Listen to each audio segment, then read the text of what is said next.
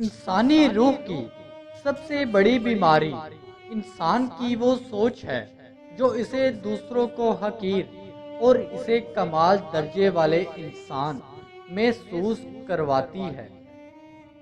عشق الہی کی کمند بال پر کیا کام کرتی ہے جو عاشق کو معشوق ذات الہی یار کے کوچے تک لے جاتی ہے۔ سچ بول یا چپ رہ، تب رحمت کو دیکھ اور حاصل کر۔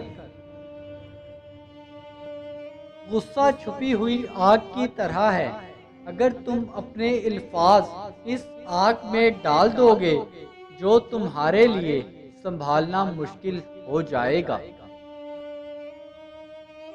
ہم نے تھوڑا بہت کہہ دیا ہے، باقی خود سوچ لے۔ اگر سوچ تھک جائے تو ذکر شروع کر دے، کیونکہ ذکر سے فکر میں تحریک پیدا ہوتی ہے۔ سرد فکری کے لیے ذکر الہی سورج کی حرارت کی طرح کام دیتا ہے۔ عاشق ڈرتا ہے کہ اگر وہ زبان کھولے گا عشق کا راز ظاہر ہو جائے گا۔ شیر دراصل وہی ہے جو خود کو شکست دے دے تاکہ اللہ کی مدد سے اللہ کا شیر بن جائے اور نفس اور اس کے فرعون سے نجات پائے۔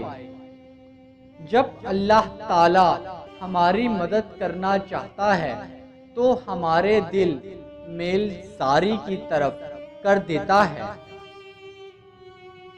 جانور کھانے پینے سے موٹا ہوتا ہے اور آدمی کانوں کے ذریعے یعنی خوشامد سن کر موٹا ہوتا ہے۔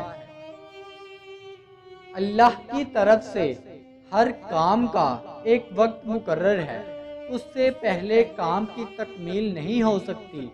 راہ طریقت میں بھی سمجھ آنے کے لیے وقت درکار ہے۔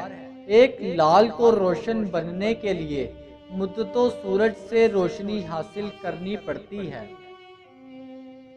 ان حضرت صلی اللہ علیہ وآلہ وسلم کی محبت پر اپنی عقل قربان کر دے اور ان کے بتائے ہوئے راستے پر خدا کے بھروسے پر چل۔